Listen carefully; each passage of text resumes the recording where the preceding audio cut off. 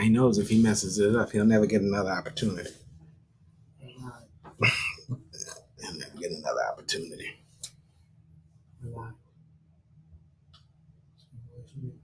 Well, I'm not getting music. Let me make sure. Hold on 1 second. I got you.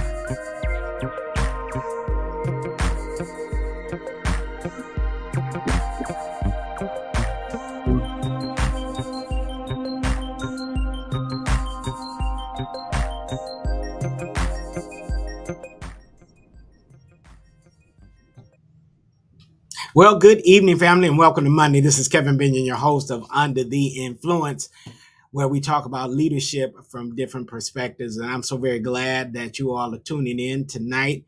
And we're going to talk about leadership, and we've got some great insight and some great wisdom to give you. I'm very, very happy to be here. And leadership is one of those areas. It's a hot button topic right now in many areas, because we look at our world and we look at our society, and we need leadership. We need it desperately. We need it badly. But what does it really mean? What does leadership really mean? What does it mean to be a leader? What does it mean to walk as a leader? Can everybody be a leader? What's the difference between a leader and an influencer? There's so many of those questions that we're going to talk about tonight, and we're going to answer tonight. And I'm very happy to be able to provide those questions and answers for you. So we're going to get in here. This is one of the fastest hours on the internet. It's going to go so quickly. But I'm very glad to be here facilitating this discussion tonight. So I'm happy to have here in the studio with me my producer, Charlene Dexter Ashley, and she's going to be facilitating this discussion segment tonight. I'm actually going to be on the hot seat answering the questions. She's going to be answering them. And so very glad to have her with me. She is A1, top notch, knows what she's doing, the best. And so I'm very, very glad to have her as a part of my team. So she's going to just feed me the questions, and then I'm going to answer them. And again, if you guys ever want to, call in or write in or email in, feel free to do that. I'll get back with you later on after the broadcast and answer all those questions, because we know a lot of times people have some questions. We don't get a chance to answer every question on the broadcast.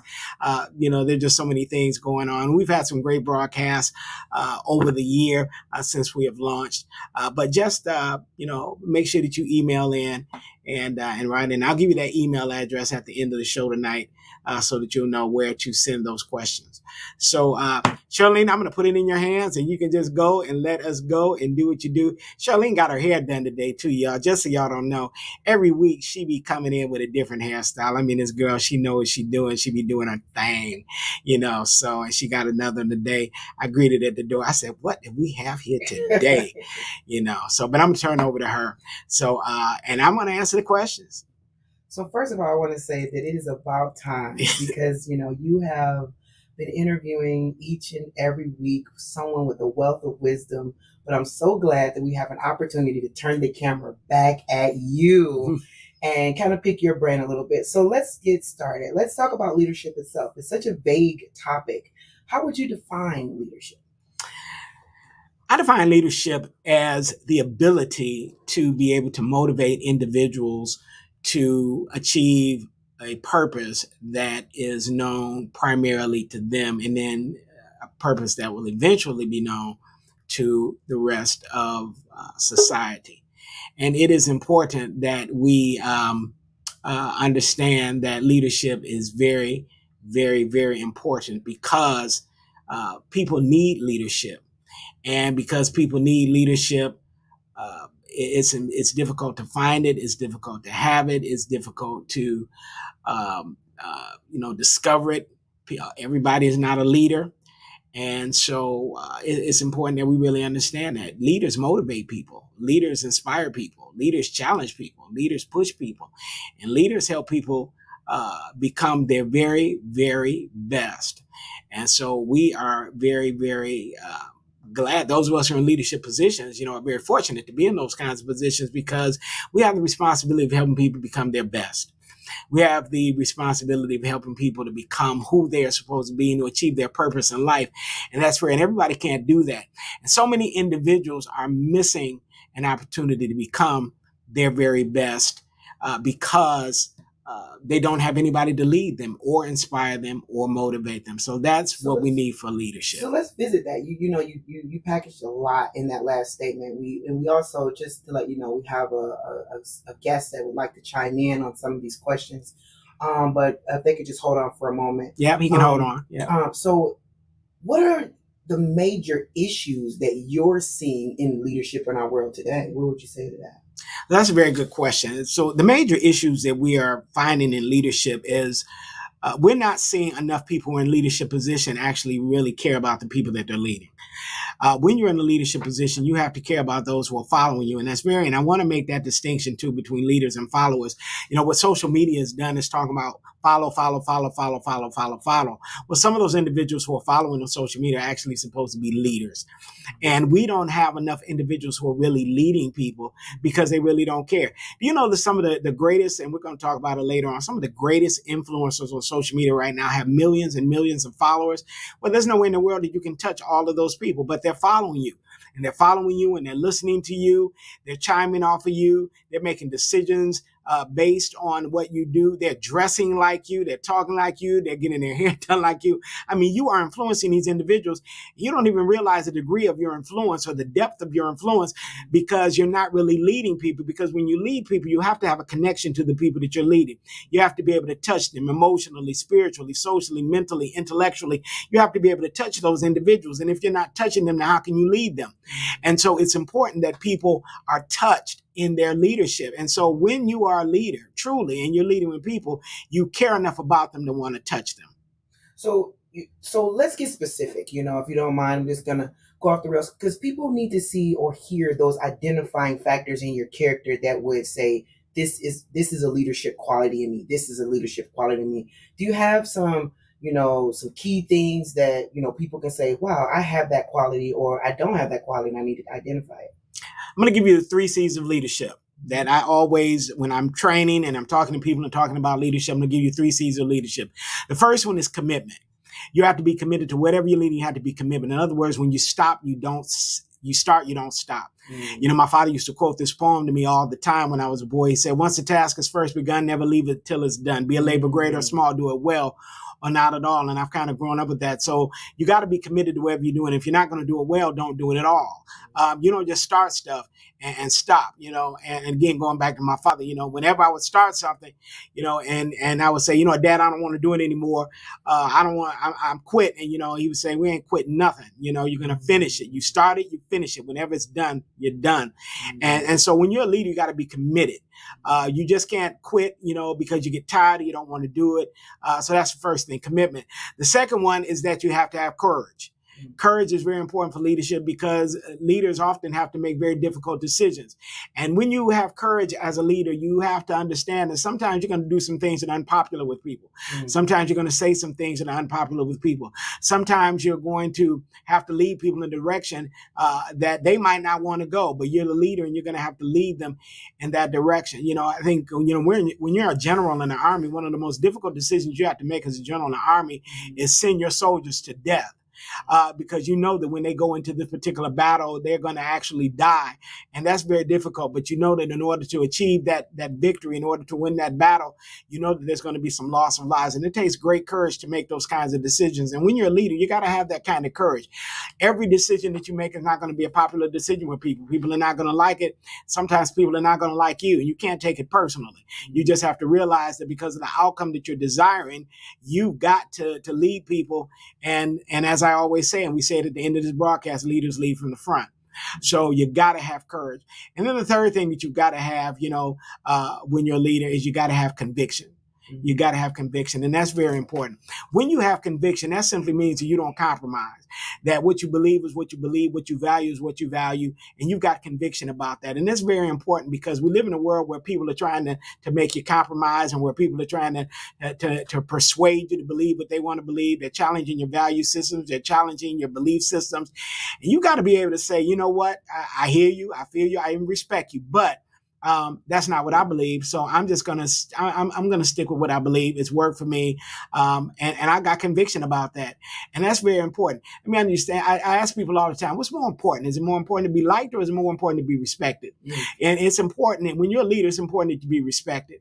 And people are respected when they're consistent. That's a fourth C. Not going to talk about that one, but people are respected when they've got convictions that they stand behind. When they know they can't be bought or sold, they can't be persuaded to change, and they got conviction. People respect that. They might not like it, they might not agree with it, but they respect it.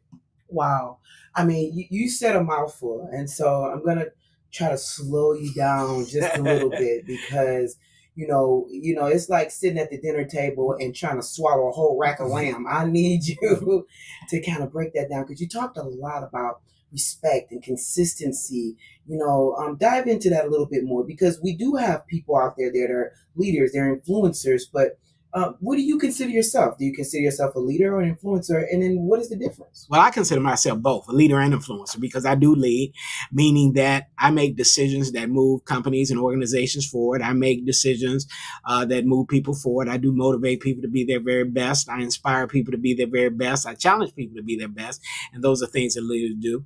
But I'm also an influencer, because as a leader, there are individuals who rely upon me for wisdom, guidance, and instruction. And the things that I do and the things that I say influence them in directions. And sometimes I don't even know that I'm influencing these people.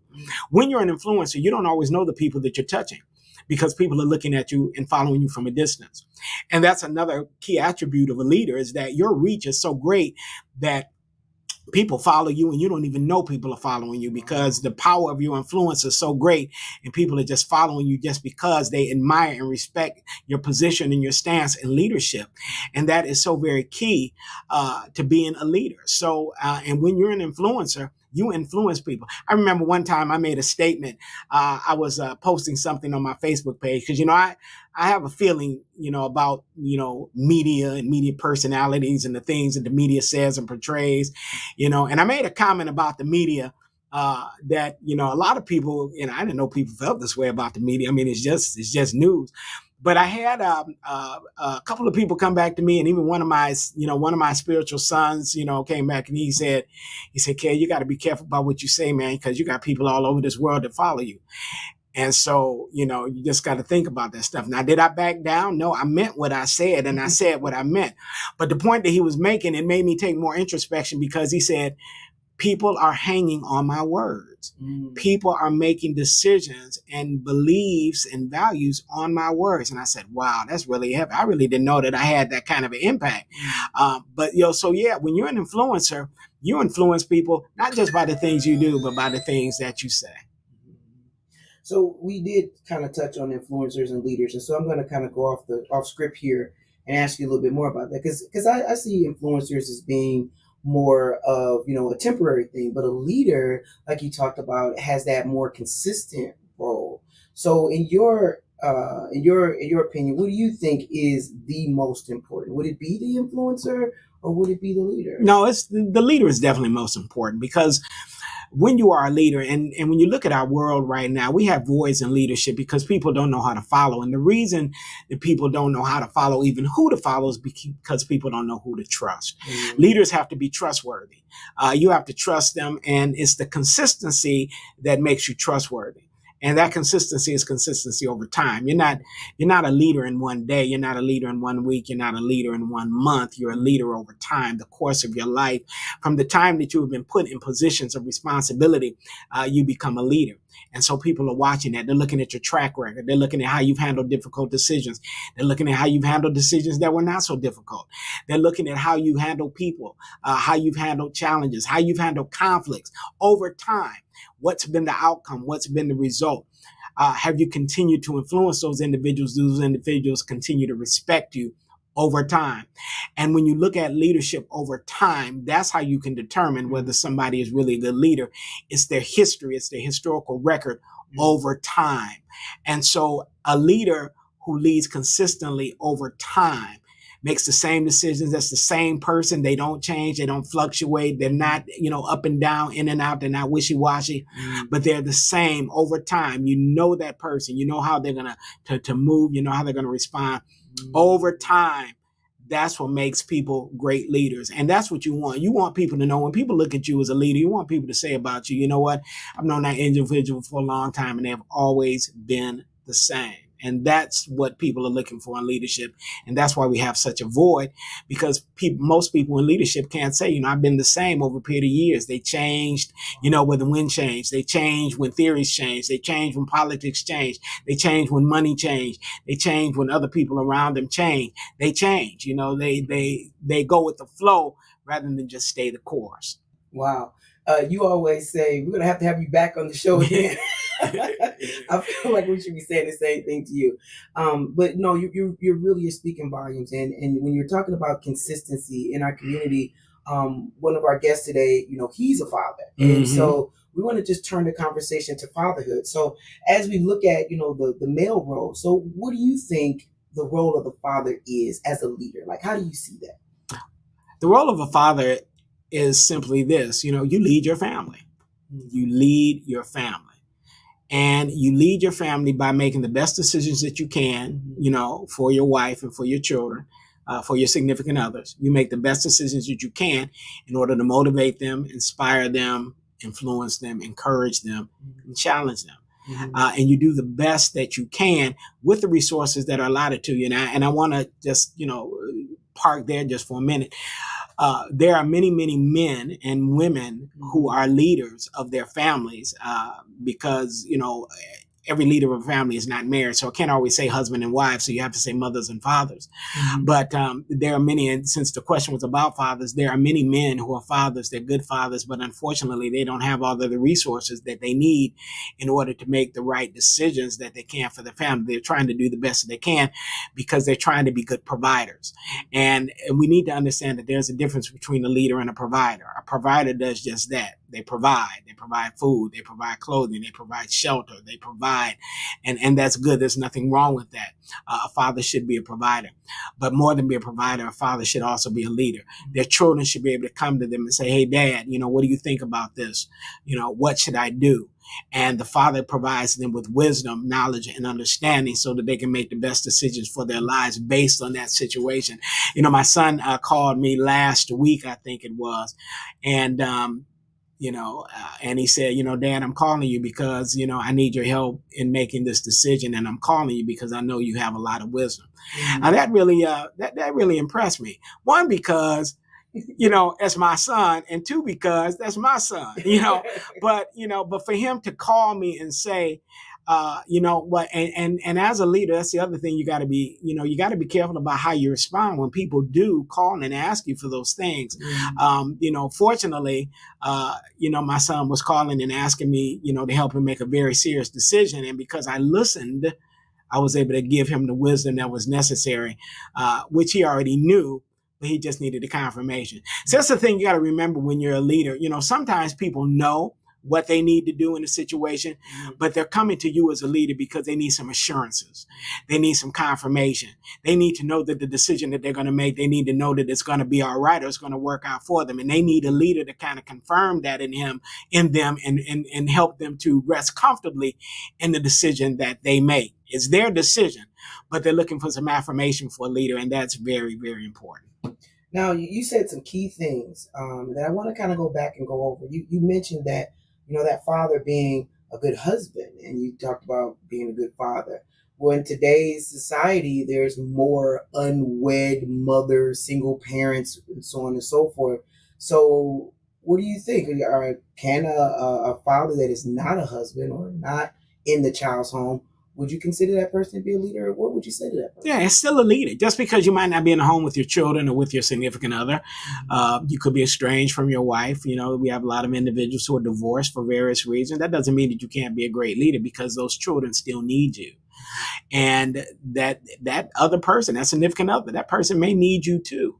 And what we have to understand about leadership, and this is important, that sometimes you are leading from a distance. Sometimes you're leading, sometimes you don't even realize that you have influence and you have influence.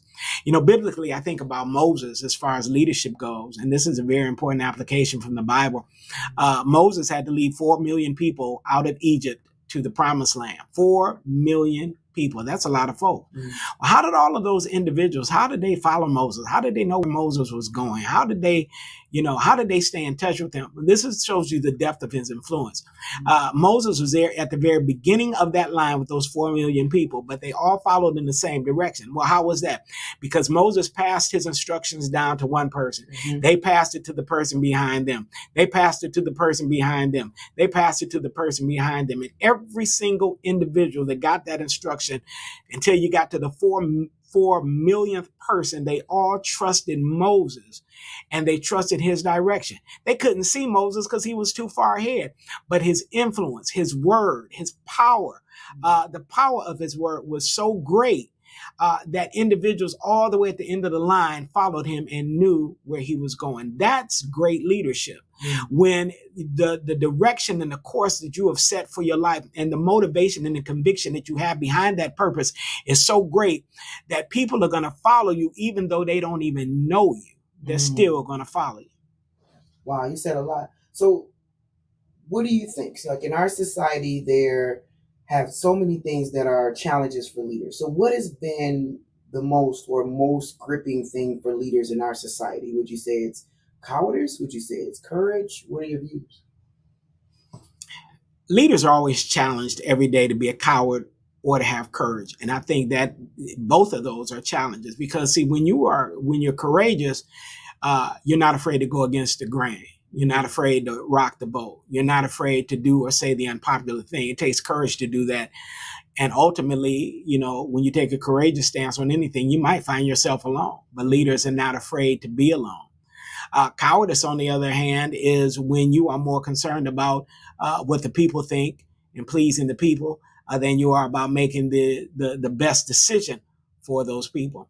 And so to be a coward when it's, or to operate in courage when you know it's not going to be popular, that's probably the greatest challenge for leadership. It's easy to just follow the crowd and do what the crowd says.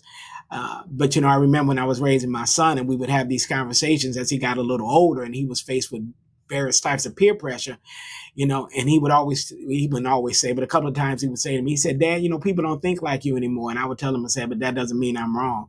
Son, sometimes the crowd is wrong and you're going to have to figure that out." And later on he did figure out that the crowd was wrong. And so that's when you're looking at those two obstacles, courage and cowardice, sometimes the crowd is wrong. And you can't be afraid to stand up for what you believe and say, you know what, I know it's not popular and I know people aren't going to like it, but I'm going to do what's right. Wow. So you said a mouthful. You made the statement, sometimes the crowd is wrong. Mm-hmm. And of course, that's going to make you feel as though, because it's a consensus that the crowd is right. But you're right, the crowd can be wrong. So what do you think happens to the leadership voices in our community? What do you think those voices are today? To be quite honest with you, many of our leadership voices, well, first of all, many of them are dead. because those who have the courage to stand for what's right, many of them are deceased. They have transitioned on to eternity. And so many of those voices that we relied upon for leadership in our community, they're no longer with us. But then we have other individuals who are still with us who have the ability to be leaders, but are more concerned about being an influencer than they are a leader. Mm-hmm. And those voices have been silenced by a variety of things. They've been silenced by pressure. They've been silenced by fear. They've been silenced by the lure of money. They've been silenced by the exchange of power, for position. And you got to understand, just because you have position doesn't mean you have power. And some people want power, and they've exchanged that.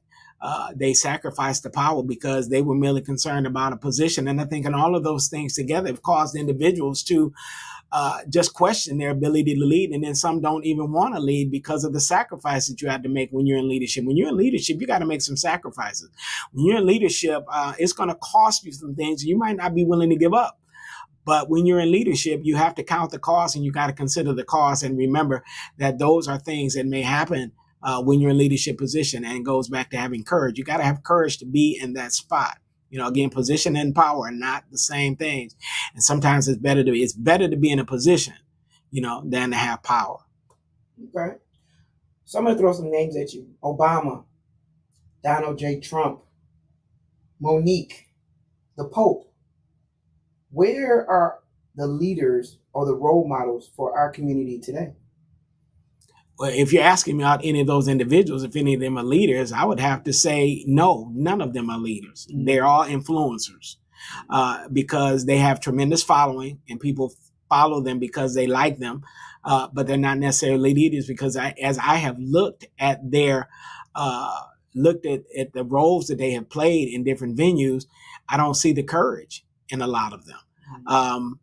Now, people could argue about President Trump, and they could, call him a lot of things. And, he's got this country completely divided.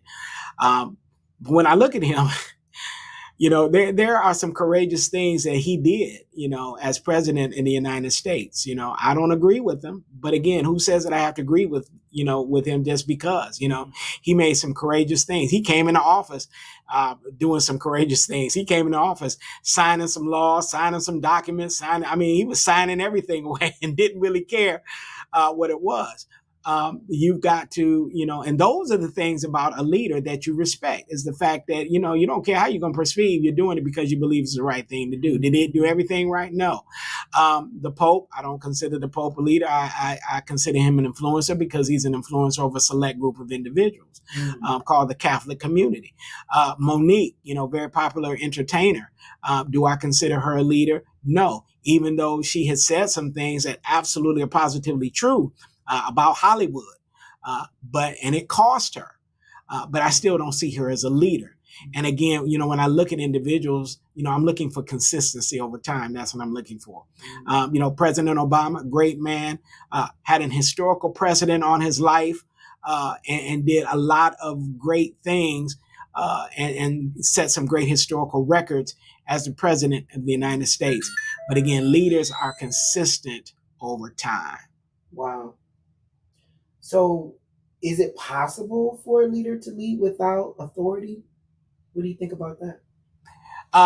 You can lead without authority. You absolutely can lead without authority because authority is rule. And sometimes you're in a position where you don't always have the authority. You don't always have the rule, but yet people are following you. One of the things that I have noticed in leadership, and I do a lot of corporate training for a lot of, big companies in the world. But one thing I've noticed is some of the people who are the greatest leaders are the people who are behind the scenes. They're not the people who are up front. They're not the people at the top. They're not the people leading the board meetings. They're not the people who are putting the agenda together. But these are individuals that's coming to the office every day and do what needs to be done. And they're highly respected by their peers because they get it done. And many of them are more knowledgeable than the people who are actually in the leadership positions who actually do have the authority, because those aren't always the individuals who are the best leaders. People get into positions of authority in a variety of different ways, but that doesn't mean that you've got the capacity to lead or that you're the best suited to be in leadership. So, but there are people who do lead without authority, and there are people who lead without influence. Because again, people are watching you. People are always watching you. People are always looking at you, and you never know who's looking at you and who's making decisions based on what they see. It's not always what people hear, but it's what people see. I love that. So let's talk about that person that is not in authority or not in leadership, but they are indeed a leader. I'm sweeping the floor. How can I be a leader in my environment, whether it's in the marketplace or even my home, if I don't have authority? You just do the very best that you do with the assignment that is given to you. See, I was talking to some individuals about this the other day. We all have assignments. Mm-hmm. And what determines the greatness of your leadership and the greatness of your influence is how well you do your assignment. I remember, I think it was Dr. King that said, if you're going to be a janitor or a sweet keeper or, whatever it is, be the very best one that you can be, because that determines how respected that you are. And I think often, we discount the assignments that we're given because we don't feel that those assignments have enough pull, or those assignments have enough influence, or that those assignments, they get a lot of notoriety, and they don't get all the praise, and they don't get all the accolades for the things that you do. But the graveyards are filled with people who are of tremendous leadership, influence, and tremendous notoriety, though we don't know them. We don't know their names. First of all, it's impossible. But secondly, during the time and the era by which they lived, they did tremendous things, and they just quietly did them. They didn't do them because they wanted any praise or favoritism or show. They just quietly did what they did, because they took pride in their assignment, and they wanted their assignment to be done well. And so when you're talking about leading without authority or leading without influence, just do your assignment well. And I guarantee you, if you do your assignment well, people are going to take note, and people are going to respond. So just recently in the news, we had a series of mass shootings and chaos and controversy from the grocery store to the school system. Was there a lack of leadership there? In some respects, yeah. In some respects, there was a lack of leadership, because when you're a leader, you have to be aware of the situations that are going on around you all the time. And you also have to remember about the people who are under your care when you're leading. And you always have to put those individuals first. And you can't be laxed, and you can't be lazy. And nor can you make the assumption that it's going to happen to everybody else and it's never going to happen to me. When you're a leader, you've always got to operate from a proactive mode of mind and a proactive mode of thought. You got to be prepared. I tell people all the time when I'm training and I'm doing leadership training, I say, you got to make your decision before you make your decision. If this should happen, what am I going to be prepared to do? You don't wait until that happens in order to make that decision. You have to know ahead of time, this is what I'm going to do. If this should happen, this is how I'm going to handle it. And a lot of individuals were just not prepared because they didn't make their decision before they made their decision. And as a result, a lot of these incidents, these tragedies, they could have been avoided, but they weren't. So we just recently heard about the tragic death of Kevin Samuels, who has, dictated what leadership looks like from his perspective. So I wanted to ask you, what is your perspective on leadership? Is it just men? Can women be leaders? What does a leader physically look like? I don't think a leader physically looks like anything. I think a leader is an individual who is just prepared for that task that they have been given. Again, it goes back to assignment. There are people get into leadership positions in a variety of ways. One, they inherit leadership, so that means that somebody passed on that leadership to them.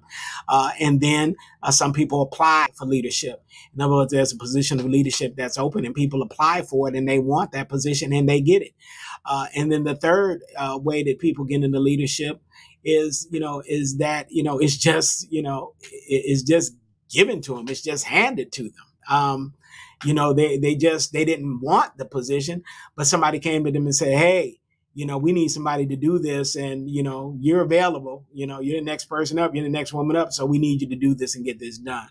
So leadership is people get in leadership positions in a variety of ways, male or female, and I think that there's some women who are great leaders, and I think that there are some men who are great leaders, and it's important that we realize that both men and women have particular characteristics and attributes that make them good at what they do. And we need to understand that. But what's more important in leadership is to make sure that those individuals get the right assignment for the personality that they have. And when you assign the right personality to the right leadership task, that's when you're going to get a better result, a better outcome. So let's delve a little bit more into who you are as a person, because of course, you are very influential in the community. You also are a spiritual leader. So tell me about your childhood. Who were the leaders, the influential people in your life, and maybe a little background on something that sticks out in your mind that really shaped who you are today. Well, the best leader that I knew growing up as a child was my father. Mm. My father was not a perfect man. He did not have a perfect character, but my father was indeed a leader. And I think that's because he had to assume a leadership responsibility at a very young age. His parents died when he was very young, and he was the eldest of his 5 siblings, and he had to lead them. And they relied upon him a lot, even up until the time that, he passed away, and a couple of them passed away before he did. But they relied upon him, and they would call him all the time, and they expected him to lead. And I learned leadership from him. The 3 C's I talked about: being courageous, being convicted, being, consistent. I learned that from watching my dad. And, those are the leadership abilities and qualities that I, ascribe to today. And those are leadership qualities that have guided me through my work as an executive, as a professional, as a spiritual leader in the community. Those are the principles guided me, because the things that he showed me, the wisdom that he gave me, the sayings that he taught me, all those things helped to make me the man that I was. And again, he wasn't perfect. He was flawed in many ways. And because of those flaws, there were many things that I looked, said, what, I'm not going to be that way. I made a conscious decision and a choice that I was not going to demonstrate his flaws in my life. But my father was very courageous, and he was very bold, and those are the things that I remember about him that I admire, and he was my greatest influence as a leader. And I've been in the presence of many great men and women, but when you think about somebody who has impacted your life, no man on this planet has impacted me more than my father. Is there any particular situation that happened that kind of like stood out to you the most in your childhood, that a principle that maybe you use today? Well, there are a couple. One, the fact that I was growing up with my younger brother, and my younger brother had a penchant for always getting himself in trouble. Mm-hmm. And I was the one that always, bailed him out and fought his battles. And one day I was, I just said enough, and I left my younger brother. I left him to fight his, battles and, and all that kind of stuff. And I came home, and my father asked me, he said, "Where's your brother?" And I said, "I left him up the road because he got in trouble again." He said, "Go back and get him." He said, "And never leave your brotber unattended alone to fight his own battles." That was powerful. That was one. And then the other one was the fact that, just about perseverance. I remember one day I was coming home from football practice, and I had a really hard football practice that day. Coach was really tough on me, and I came home and I said, I threw my helmet and my shoulder pads into the wall, and I quit. And I said, "Dad, I quit. I'm not going back." And he said, "You will go back tomorrow and you will apologize to your coach." I said, "But you ain't even hear what I said." "I did." I said, "You will apologize to your coach for what you did in this house." Wow. "And you will not quit." And that's, but just the way that my dad was, when you started something, you finished it. Wow. And you respected whatever it was you started, you respected it. Wow. I mean, I just want to take a second to just go right back over that, because we kind of joke and banter back and forth about how some of the things you say we're going to turn them into t-shirts and make millions of dollars. So you said something that was really profound. You said, never leave your brother and never quit. Yeah. That's powerful. I thought that was something that we needed to pay attention to, because even spiritually, you never want to leave your brother, and this work that God has given you, you never ever want to quit. Mm-hmm. So how do you have a balance? Talk about that. What do you do as a leader? You're a leader in your family. You're a leader in the community. You're a spiritual leader. How do you balance all that? Well, I think you have to have your priorities in order. And I think that's where it begins. And my priorities are this: my relationship with the Lord comes first. Mm-hmm. Then I take care of myself, and then I take care of my wife. And everybody else after that had to take a number. So because that's just it, because those are the 3 most important relationships that I have. my relationship with the Lord, because that keeps me spiritually sound. My relationship with myself keeps me emotionally, mentally, intellectually, and physically sound. And then my relationship with my wife, that also keeps me spiritually sound. And that's important. But it keeps her spiritually sound as well. So those are the three most important relationships. I've talked about my son. My son is an adult now, and he's got to put his priorities in order and live his life his way. I can't do that for him. He's got to do that. And I have other responsibilities of other individuals. But, that's where it starts with my priorities. And then, there's discipline that I have. I know my limits. I know my boundaries. There are certain things that I can do and I can't do. I know what my capacity is to do certain things. There are certain things that I won't do because of the convictions that I have. And I'm disciplined about that. And people have tried to persuade me to do many, many things that I won't do because I know it's not for me. I get invitations to get involved with businesses and companies and all the time. And I politely tell these individuals no, because I know what God has put me here on earth to do. And I'm going to do that. And I'm only going to do that because anything else won't work. And so you got to have the discipline in order to realize, there are just certain things that are just not for you. You can do it, but it doesn't mean that you should do it. And I think you've got to know when to draw the line and say, hell no, that's just not for me. Wow. So you spoke a lot about, the balance that you have and the things that you do to keep that balance. What would you say is the hardest thing that you face as a leader? And then how do you handle that?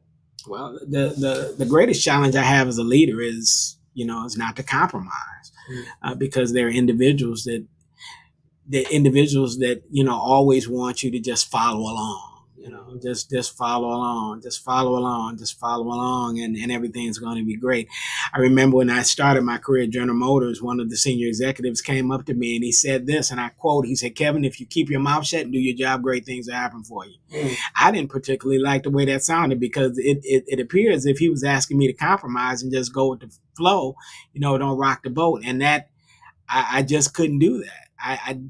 I've never been that individual, but I certainly couldn't do it. And at that time, you're talking about the largest corporation in the world. But see, that's how other people make it in their lives. That's how other people get where they want to go. But that wasn't for me. I appreciated the opportunity to be with General Motors. I was there for a good part of my adulthood. But I had a tremendous amount of responsibility, which I earned because I was promoted to those levels of responsibility.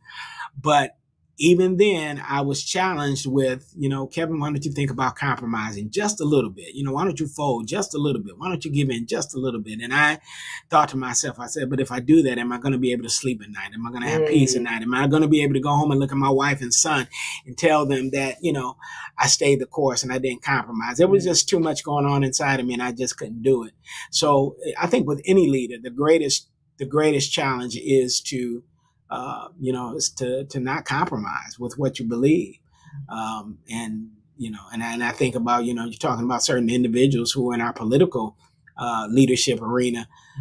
How many times have they, compromised and gone against what they truly believe, to get some votes, to get some money, to get some power. I mean, it's not worth it. You want to have peace in your soul and you want to be able to rest well at night. Wow. So just recently, there was a quote on Facebook, and it was by a famous rapper. We're not going to give the name of the rapper, but it said that this particular person sends their child to private schools, but in their lyrics of their songs, they're talking about killing and robbing and stealing from other people. Why? Why do you think that happens? Well, because money, when you have money, you can do those things. You think about, every person who is an artist, it could be an entertainer, could be an actor, could be a singer, they don't necessarily always believe the things that they rap or portray or sing about. They don't always believe that, but they know that it makes money. So they do it. It's a facade that they have. It's a role they play. It's an image that they play because they know that it makes money. And so that's why they do it, because it makes money, and they're very good at assimilating themselves to that role because it makes money. But they don't always believe that. So yeah, so when it comes time for them to make decisions for their family, they're going to do the things that would be completely atypical of the image that they portray. I mean, you're looking at a rapper, and he's all inked up and tatted up and, and all that, but then you look at his kids are dressed up, because they go to private school, they, involved in all these things. Like, it seems like such a hypocritical kind of statement, and it's like, here you are, you're in your rap lyrics, your lyrics, you're saying stuff like, F the police, but then, you're telling your children, now you're going to respect authority when you go to this private school, and if I hear anything about you, I'm going to light into your butt. You better go there because I'm paying for you to go there to get good grades and get a good education. You better do it. So that's how it is. But I think deep down, people know what's best. Mm-hmm. But again, it's what do you want people to see when they look at you? How do you really want yourself to be portrayed? So what do we need to do to raise more leaders in our community? I mean, real leaders like what you're talking about, competent, respectful, dependable leaders. Well, I think that what we have to do in order to raise real leaders is that we have to begin to start getting leaders in the right positions of authority, and we have to begin to start, helping them to understand the importance of their leadership and the importance of their influence. And when we do that, we're going to begin to start getting a better response to the leadership that we have. Mm-hmm. When you look at people who made good leaders over time, it was the fact that they did well in their leadership positions and well in their leadership assignments, and all of the things that I mentioned, they were actually, it was true of them. They didn't compromise. They had courage. They had great conviction. And that's what made them great leaders. And I think we've got to do a better job of identifying those individuals, especially at a young age. And then we've got to begin to start grooming them into leadership positions so that they can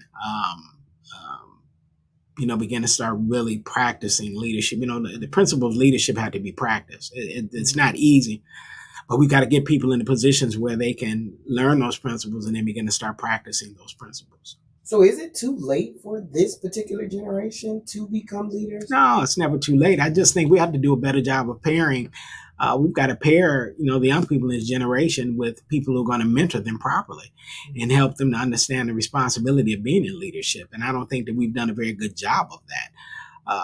We just allow people to just grow themselves into leadership positions and they have all this responsibility, but they don't make, at the end of the day, they don't always make the best decisions. They don't make the most knowledgeable decisions because they're not properly trained. Leadership is, you're not born a leader. You're just born, period.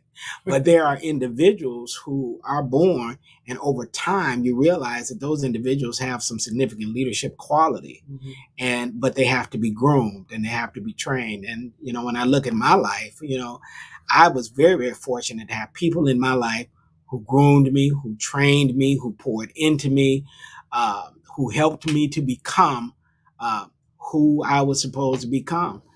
And they realized it and they saw it. And once they saw it, not only were they committed to helping me to become that leader, they were also committed to helping me avoid the pitfalls of leadership. And so many of the pitfalls that I would have had, I didn't have them because I had people who were around me to say, you know what, Kevin, that's not for you.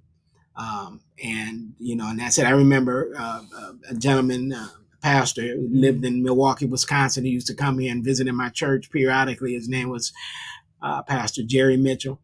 And one day, just out of nowhere, we were sitting, at the end of worship service, and he came up to me and he said, Kevin, come here.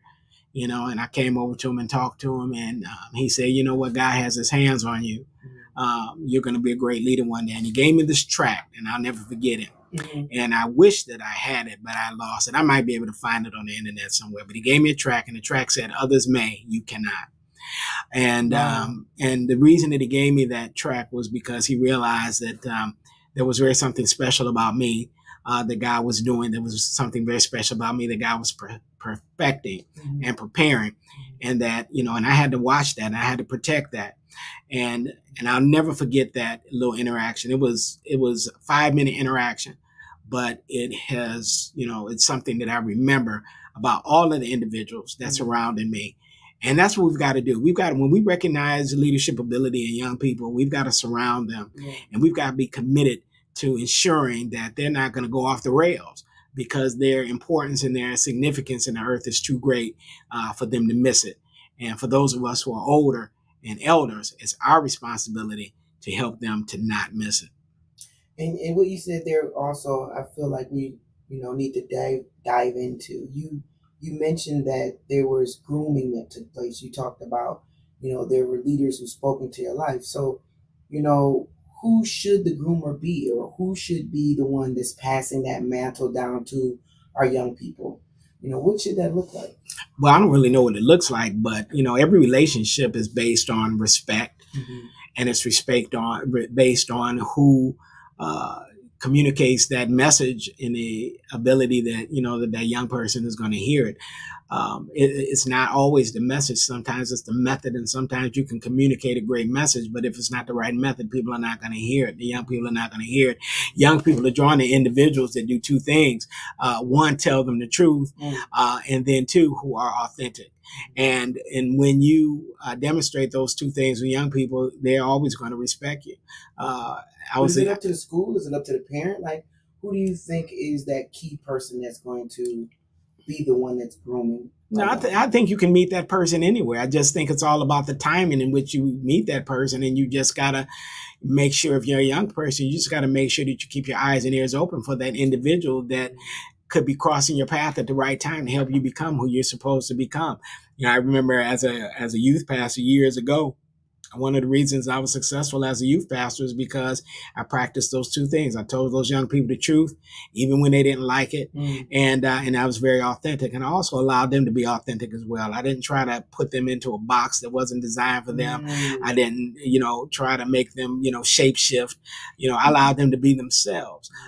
But I told the truth. I kept it a buck with them all the time. And as a result of that, they respected me. And now those young people are their parents, they got children, some of them might even have grandchildren now, but they always talk about that time in youth ministry as being the best time of their life.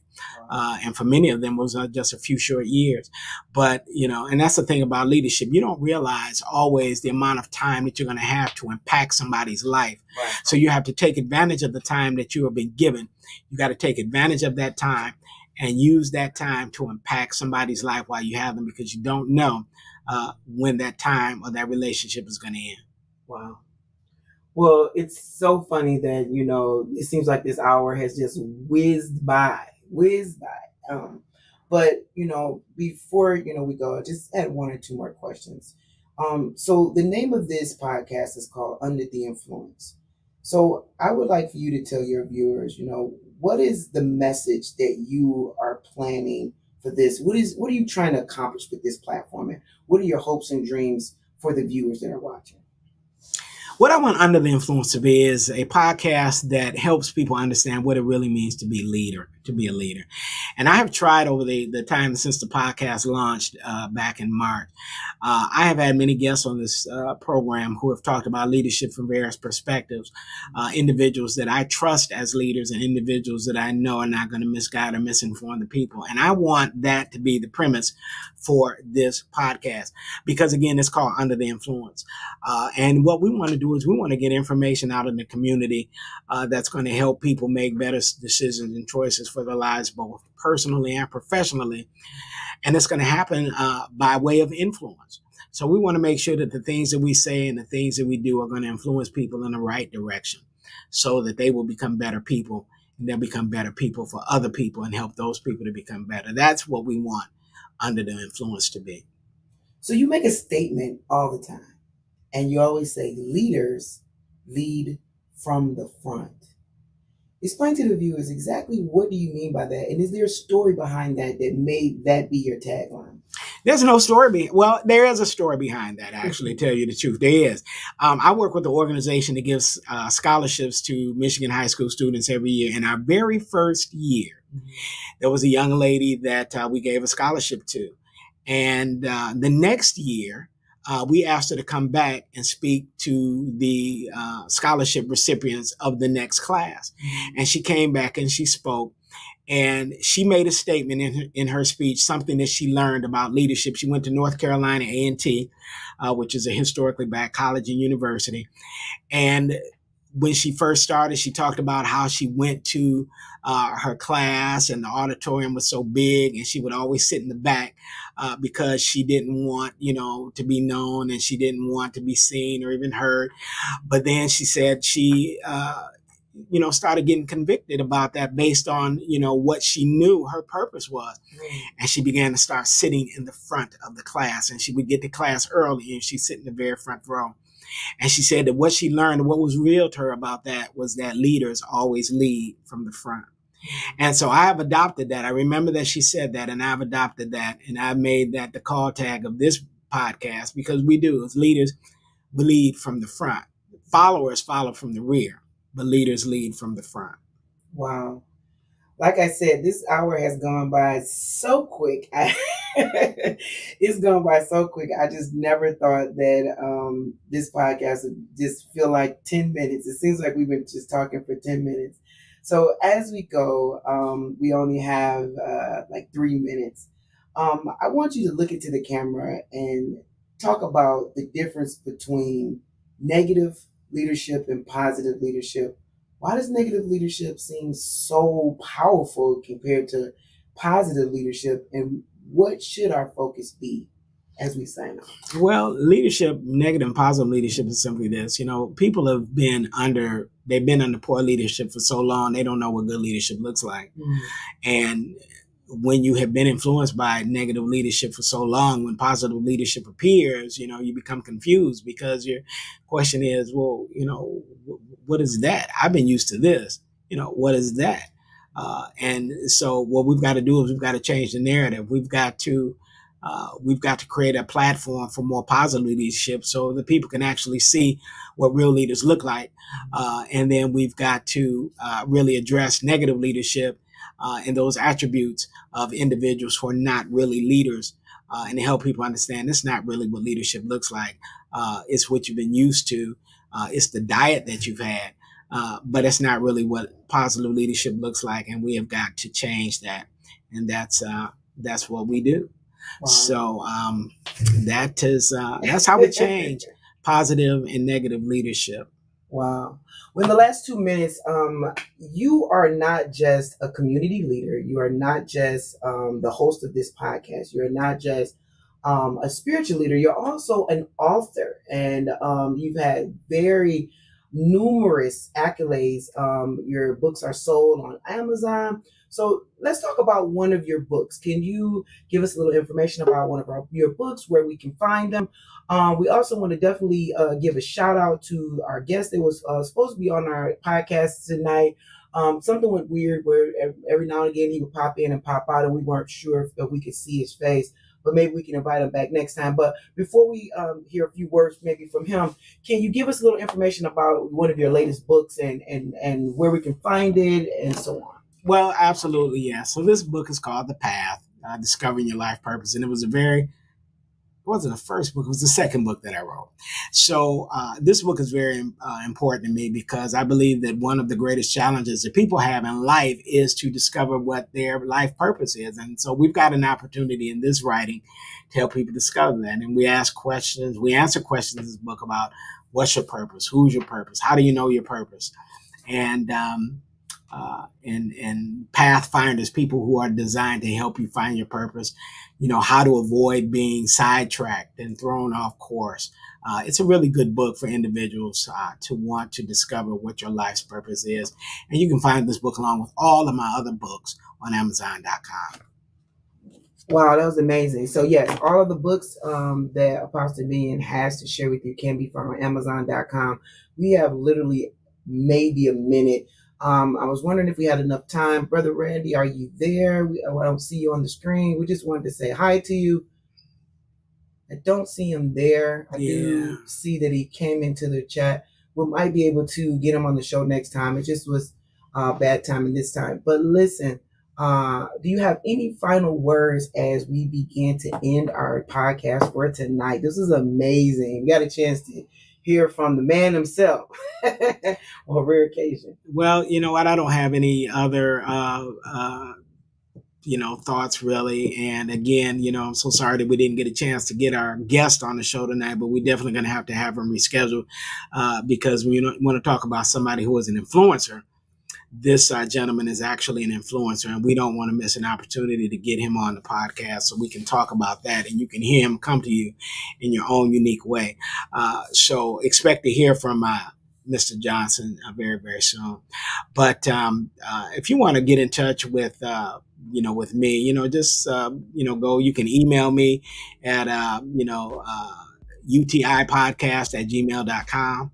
And you can email me any thoughts or any questions. You can also go to my website at bgcexcel.com. And until next time, family, thank you so very much for joining us on Under the Influence. Thank you, my producer, Charlene Ashley, for the questions. And always remember, leaders lead from the front.